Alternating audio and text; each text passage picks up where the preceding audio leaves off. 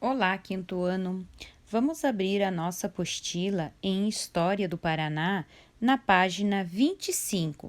Nós vamos ver os movimentos políticos e sociais no Paraná. Vamos conhecer alguns momentos em que os moradores do Paraná lutaram por melhores condições de vida para preservar a sua cultura e defender ideias políticas. Conflitos entre indígenas e espanhóis. Durante o século XVI, lá no ano de 1501 e 1600, os espanhóis fundaram povoados no oeste do Paraná, como Vila Rica, Espírito Santo e Ontíveros. Então, observem aonde fica a localização de Espírito Santo em Vila Rica e Ontiveros. Nos núcleos do povoamento criado pelos espanhóis, os indígenas eram escravizados para auxiliarem na construção de moradias, na aberturas de picadas, né? Lembra que a tia já falou que era picadas, né? Que era um pequeno carreiro que eles abriam para fazer a divisa uma terra da outra, na produção de alimentos, na coleta de erva mate, entre outras atividades. Em vários momentos, os indígenas que viviam nesses locais fugiram ou lutaram, resistindo à dominação dos espanhóis para manter a sua liberdade e a cultura. Essa resistência, ela gerou conflitos que terminaram em fugas, aprisionamentos e até mortes.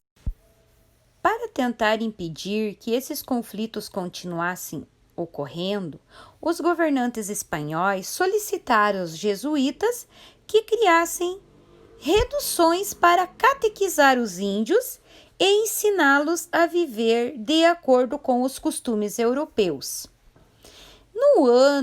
Nos séculos XVI e XVII, as reduções espanholas foram destruídas pelos sertanistas vindos de São Vicente e Santos, que buscavam riquezas, como ouro e prata, e indígenas para escravizar.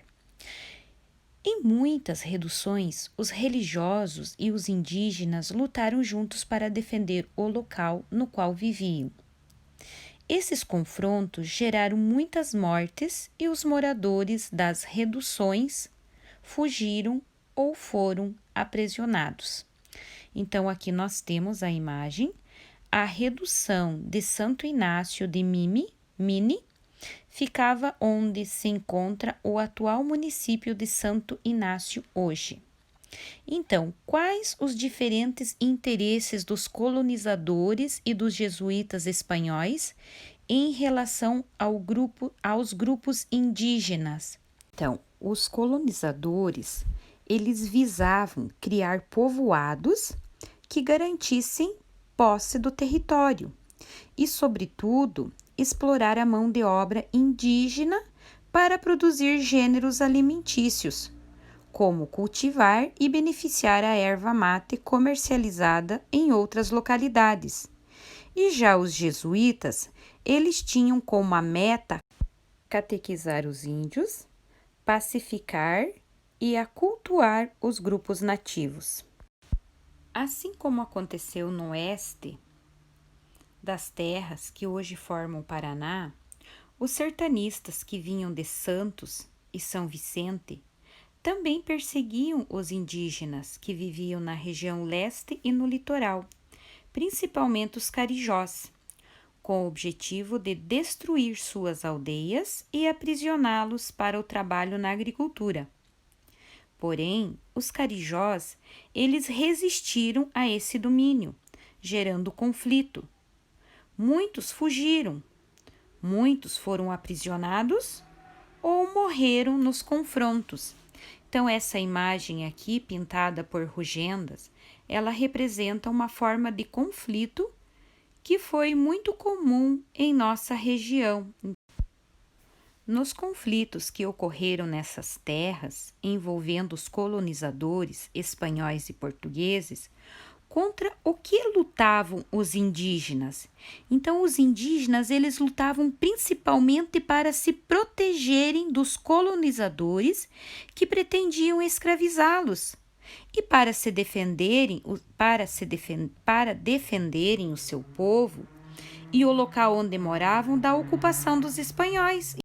E os colonizadores? Pelo que eles lutavam?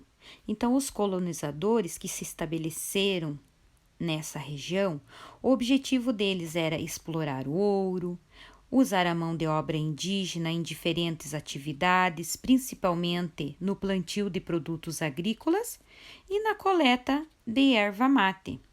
Então, como nós percebemos em outros tempos, nas terras que hoje formam o Paraná, diversos grupos indígenas lutaram para proteger o seu povo e a sua cultura contra a ação dos colonizadores.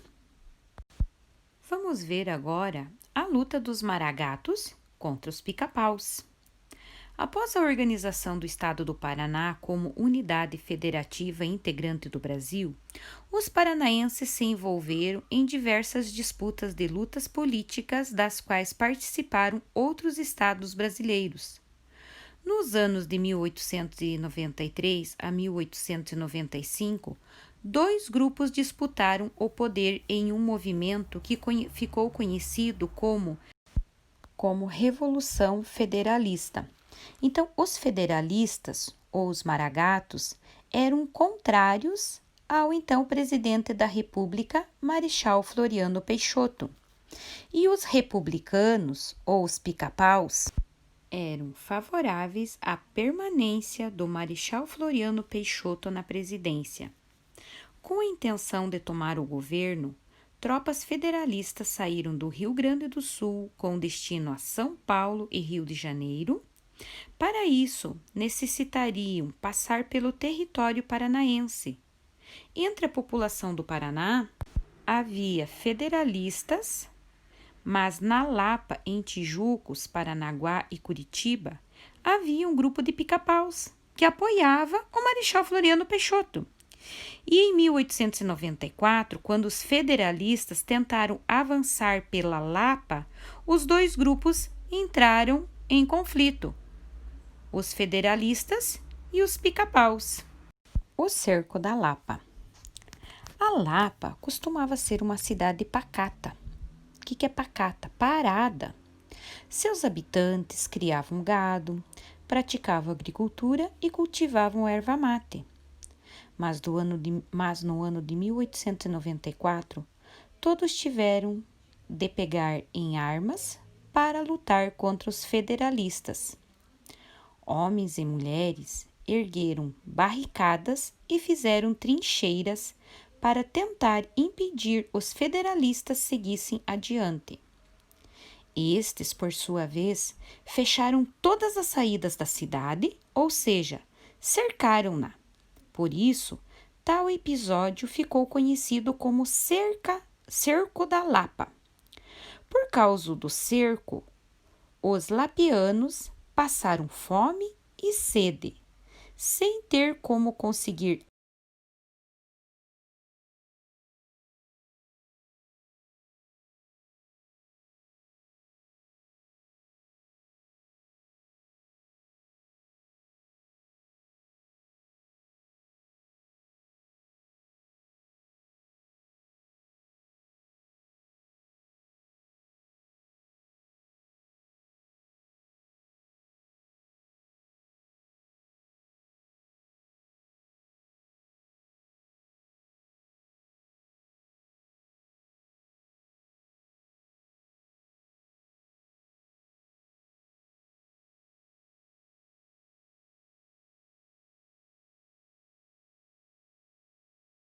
Agora que você já conhece um pouquinho sobre o conflito do Cerco da Lapa, faça uma história por meio de quadrinhos, né? Então, vocês vão desenhar a tentativa de impedir a passagem dos federalistas, eles fazendo o cerco, passando fome, né? Como quem venceu. Então, e vocês vão fazer histórias em quadrinhos, tá? Diversos governantes se preocuparam em preservar a história dos momentos que eles consideraram importantes para os paranaenses, como no Cerco da Lapa. Para isto, objetos foram preservados e construções da época foram transformadas em museus, como o Setor Histórico da Lapa e a Casa Lacerda, na Lapa, no Paraná. O movimento do contestado. Em 1912, José Maria, um homem que realizava rezas e curas pelo interior do Paraná e de Santa Catarina, se estabeleceu com os seus seguidores em uma fazenda na região do Irani, no sul do Paraná.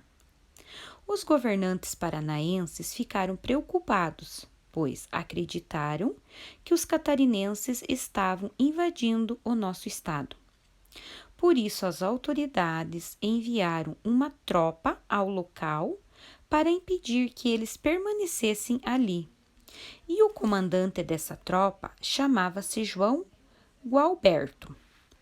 Chegando à região de Irani, João Gualberto mandou chamar o monge, que se negou a ir ao encontro.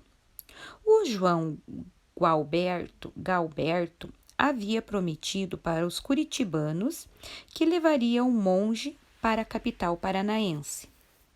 Dessa forma, diante da impossibilidade de encontrá-lo, João Gualberto decidiu atacar o grupo. Muitas pessoas morreram nesse combate, inclusive João Gualberto. E o monge José Maria, que havia prometido àqueles que seguiam retornar em breve. Um ano depois, seus seguidores se reuniram novamente no território catarinense e decidiram criar uma cidade para aguardar o retorno do monge. Os militares da época chamaram essas cidades de redutos. E com o passar dos dias, o número de moradores cresceu e outros redutos foram criados, principalmente em territórios catarinenses. As pessoas que buscavam esses locais desejavam viver em tranquilidade, fugindo principalmente dos conflitos que ocorriam entre políticos e proprietários de terras da região. E o governo brasileiro, ele ficou preocupado com tantas pessoas reunidas e enviou mais soldados.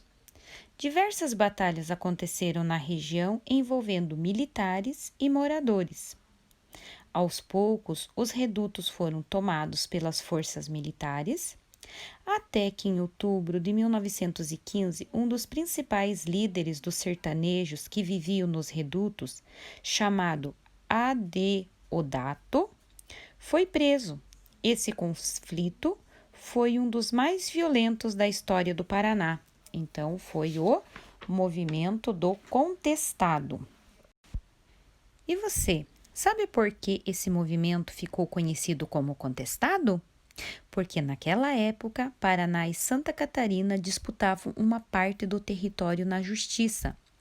E a região disputada ficou conhecida como território contestado. Com o surgimento do conflito, as pessoas acabaram chamando o movimento de contestado, que muitos participantes do movimento não tivessem nada a ver com a disputa de território. A imagem a seguir é de algumas pessoas que participaram dos conflitos que ocorreram na região do contestado. Agora, observe a imagem Tropa de João Gualberto em Palmas, na página 31, e registre as principais diferenças entre as fotos quanto à vestimenta dos dois grupos, como eram as vestimentas. Então, os soldados da tropa de João Gualberto possuíam uniformes e os sertanejos vestem roupas comuns e alguns até estão descalços. E que instrumentos eles carregam? Os soldados carregam cornetas e armas de fogo. E os sertanejos possuem espadas e espingardas. A forma como as pessoas aparecem na fotografia.